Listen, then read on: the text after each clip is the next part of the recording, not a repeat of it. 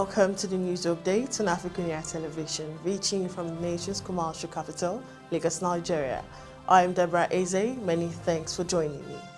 We begin from Nigeria. The crisis rocking the People's Democratic Party, PDP, deepened yesterday as the party's national chairman, Senator Iochia Ayu, yesterday dismissed calls for his removal from office by Wike and members of his camp, wondering where they were when he and other Nigerians formed the party. Both the PDP presidential candidates, Alhaji Atiku Abubakar and Governor Nyesom Wike of Rivers State, have been engaged in a feud over moves to house the party's national chairman. Though a reconciliation committee was set up by the two leaders, the committee is yet to reach a consensus on the way out of the feud. But following the mixed signals emanating from the Rivers governor over crisis in the party, a PDP leader said attacks on Atiku and the party are deliberate. Meanwhile, a former presidential aide, Dr. Doyin Okpe, yesterday dismissed insinuations that the presidential candidates of Labour Party, Peter Obi, and PDP candidates, Alhaji Atiku Abubakar, had entered a deal to work together for the 2023 general elections. Speaking in an interview with the Hausa service of the BBC monitored in Abuja yesterday, Ayu, in a vowed reference to Governor Wike, declared that party leaders have worked so hard to a point where they cannot allow an individual destroy all they have labored for. And now moving on, Labour Party presidential candidate and former Anambra State Governor Mr. Peter Obi has vowed to increase electricity generation in Nigeria or quit as president after his first term.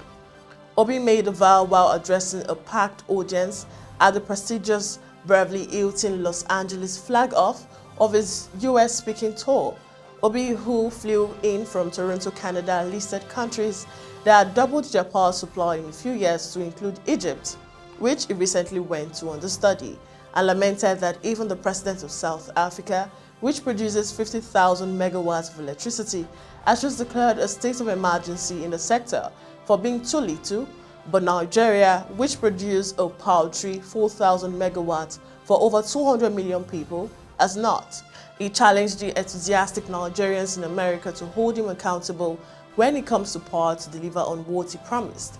Obi, whose speech was interrupted with applause and chants of Obi, said no one was asking for perfection, but at least leaders should show direction and effort. Still in Nigeria, one person has died after a 3-story building under construction in northwestern Nigeria collapsed. The victim died at the hospital where 6 others pulled from the rubble were treated and released. Nigeria's National Emergency Management Agency said the building crumbled on Monday in Kano, northern Nigeria commercial hub, and rescue operations have ended. Nura Abdullahi, head of Kano's Disaster Management Agency, said.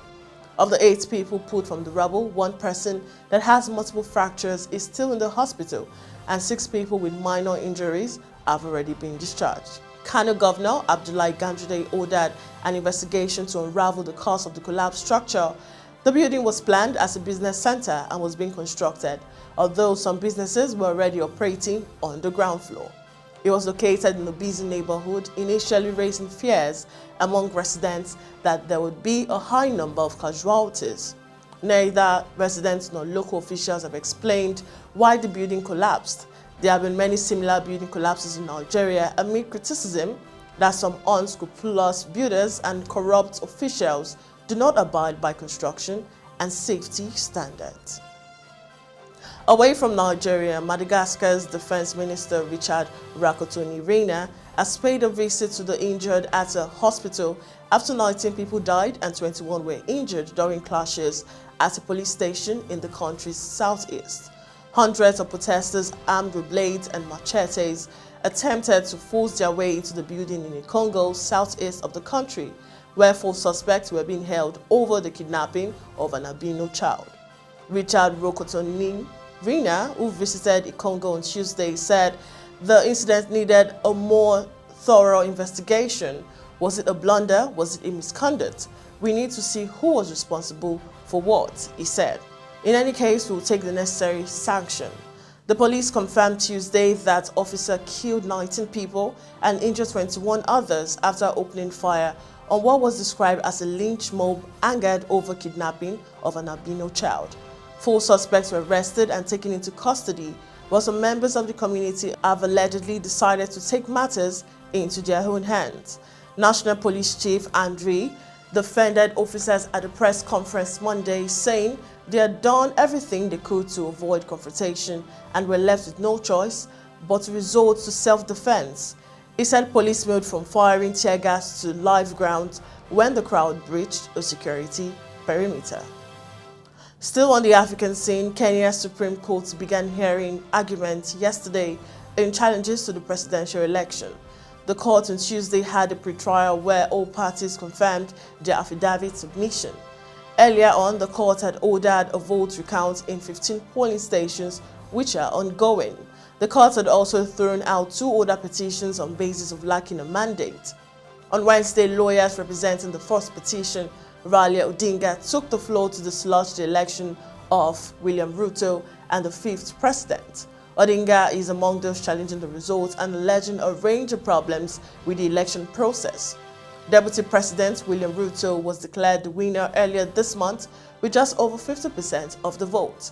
The court must rule on all challenges by the end of Monday. Up next are updates making the rounds on the foreign scene. Do stay with me.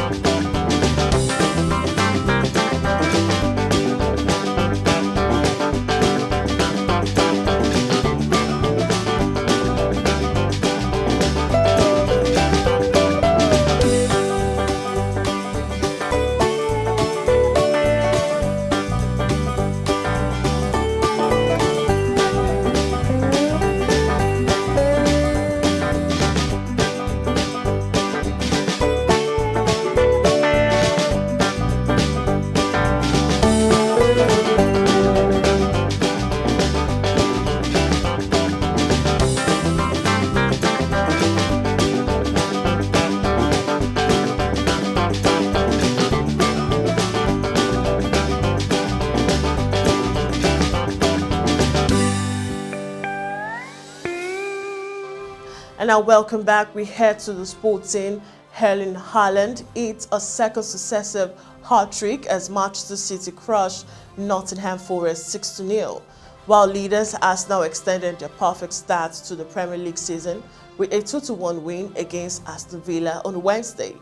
City and Arsenal have set the early pace, but Liverpool are gathering momentum after snatching a last-gasp 2-1 victory against Newcastle. Haaland has made a blistering start since his €50 million move from Borussia Dortmund in the close season, and the Norway striker latest goal spree set a Premier League record. Haaland's tally of 9 goals after his first 5 appearances is a new high in the Premier League era, beating the previous mark of 8 sets by City legends Sergio Aguero and Mike Quinn. Inspired by Haaland's first-half treble, Pep Guardiola's unbeaten side ran riot at the Etihad Stadium, reaching 19 goals from just 5 games. And finally, Erik ten Hag says Cristiano Ronaldo would not remain at Manchester United until at least January if he did not want to. With Thursday's transfer deadline looming, Ronaldo's efforts to leave United in search of Champions League football are nearing another 5 months in Manchester before the reopening of the window may present an opportunity to move. United immediate £86 million capture of Brazilian forward Anthony from Ajax could further limit the amount of game time available to Ronaldo, who has started just 1 Premier League game this season. But for ten Hag, the summer spending is a clear signal to him of the club's ambition. As for where Ronaldo fits into ten Hag's footballing philosophy, the Dutchman has been left confident from the forward's performances in training that has a role to play in whichever system is adopted this season. And that concludes the news updates on AFRICUNIA television. Do follow all our social media platforms displaying on your screen to stay connected and updated with news and other programs. You can also link us up on www.africunia.tv.